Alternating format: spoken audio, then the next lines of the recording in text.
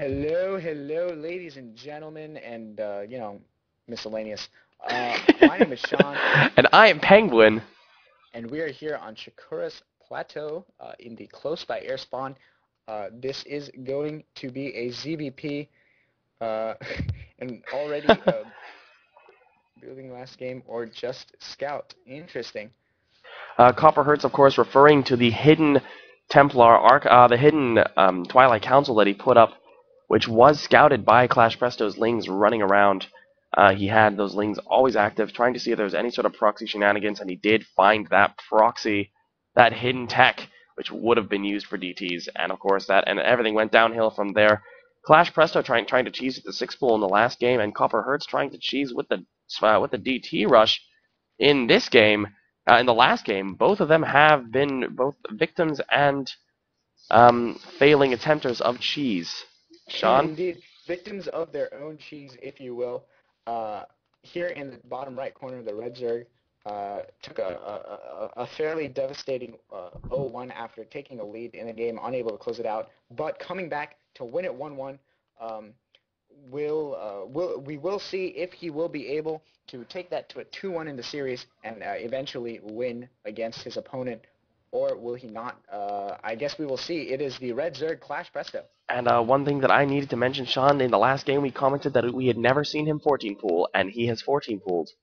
This guy has opened with 4 or 5 different openings in this tournament, but his opponent will be Forge Fast Expanding, and his opponent will be the Purple Protoss with the lovely alliteration in his name, ClashPresto.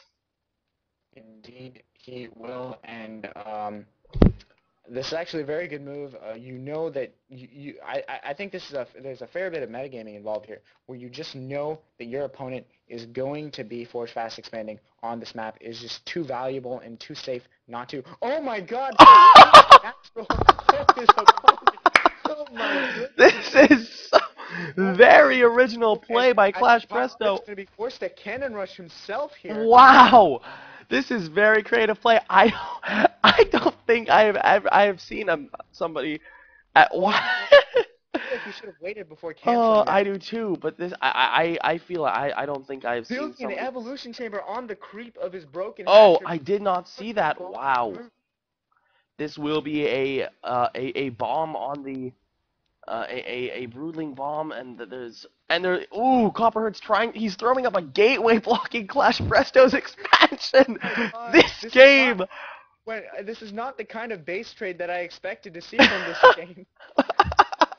Both Oh of the my players goodness. showing that they are both incredibly original, incredibly capable of using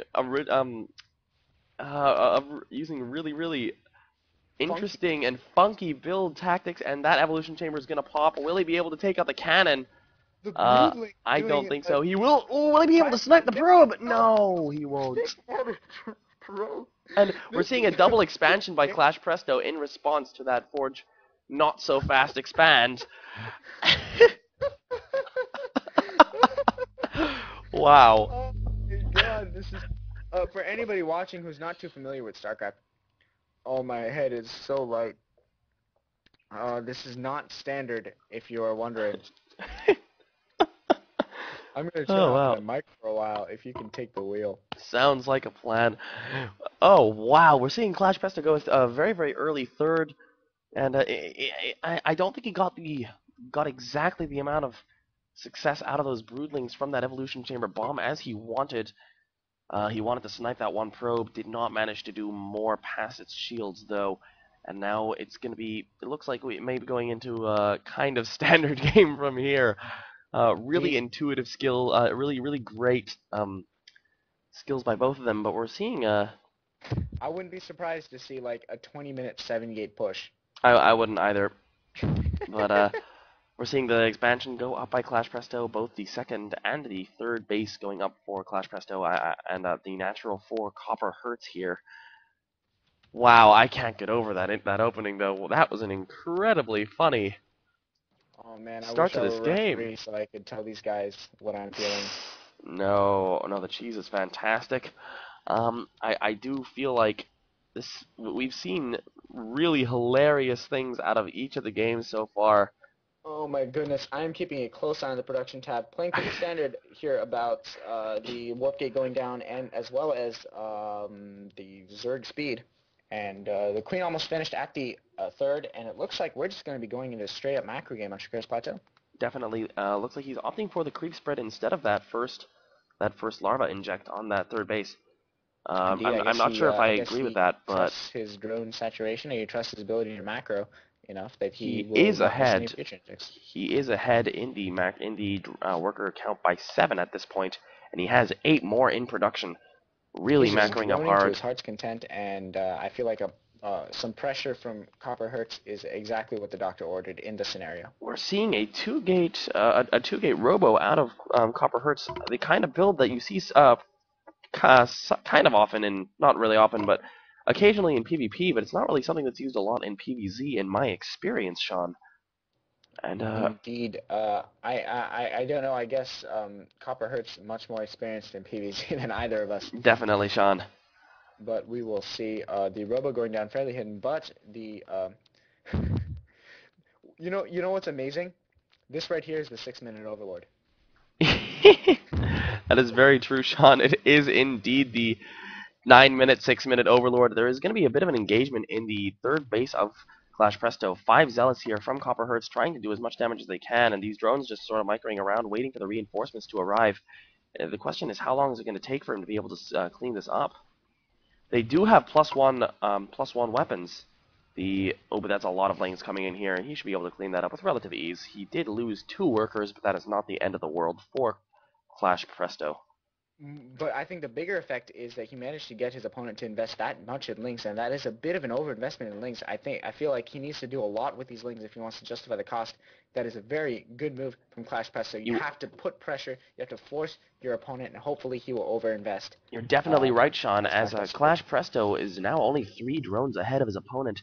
Will be trying to Mm-hmm. get into the main there, but won't be able to. These lings just going to be chilling outside, poking a little bit. What can be seen? I did just realize that he has a sec going for lots and lots of immortals, as well as 3 more little gateway count up to 5. Indeed, as even more the nature of playing Zerg is that you have to always choose between making drones and making units, which means that if you're going to make units, you're giving up drones, you're giving up income, and you have to justify the cost no matter what. Otherwise, you're going to find yourself in a really bad position. Definitely, Sean, and these lings are not going to be able to do as much as they would want. Normally, he's going to be able to deny a third for the foreseeable future. The speed upgrade, of course, being able to keep him away from this relatively slow, clunky Copper Hertz Protoss army for the time being. But we're seeing a Robo Bay go up as well, which I do like out of Copper Hertz. Lings and Hydras on the field for Clash. Oh my God, the subject of my working parody of Justin Bieber's Baby is the Colossus turning Hydras to goo. Indeed. We're going to be seeing that Zealot trying to get a couple of shots off on those lanes. Nothing too big there, though. Lots and lots of Immortals. The Immortals, of course, not going to be too great against Lings or Hydras. They do that extra damage against Armored, and neither is Armored going to be able to...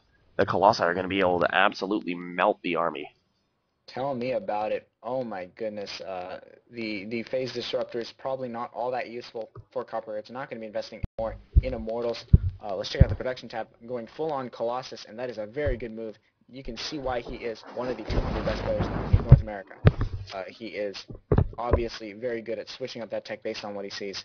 And let us see if there's a second observer out on the field. There's actually not a second observer out on the field, so he's not getting any scouting into his opponent. But that Hydra just seems to be a very lucky break, and I feel like ClashPresto could actually suffer a simple tech switch loss. Definitely. He is going to be going for Roaches, which should do an okay job stopping up the damage from the Colossus, but those Immortals are going to be able to turn them to goo in turn. There's also a third Absolutely. going up for Copper Hertz here, where he's going to be trying to even out the economy, even though he is 20 workers behind. Yeah, and I feel like ClashPresto needs to be on top of his expanding. He needs to be taking a fourth while also not investing in Hydras as much. He knows that Colossi are out on the field. I don't know why he's getting Hydras. I mean, that worked for me in Silver League, but not at this level of play.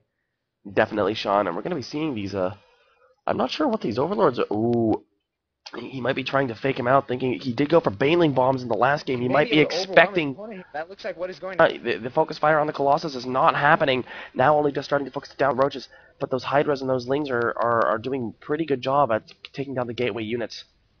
And this reinforcing Colossus may be able to save his friends, but still going to have to pull back. And I feel like that was from ClashPresto. And if he pushes in, he may be able to deny this expansion. But no, those Stalkers going to be warped in, going to be forcing those Hydras to have something to shoot. And yeah, Hydra's very, very terrible, terribly so off creep.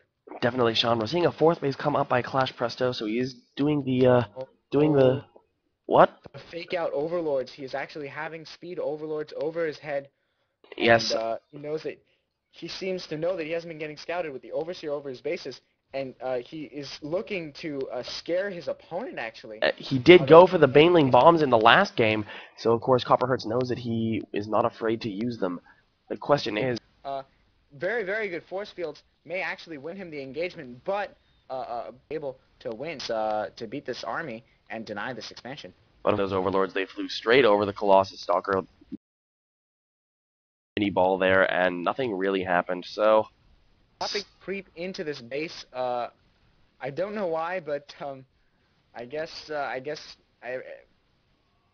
stopping him from building pylons or something. I don't know, but whatever. I guess these roaches reinforcing are actually going to do quite a bit of damage. they are. There's not really much here. The Colossus is going to be picked up by the Warp Prism. Ooh, some interesting micro there with the Colossus being picked up, so it could be focused down until the reinforcements had arrived. And I assume, yeah, he's going to pick it up again.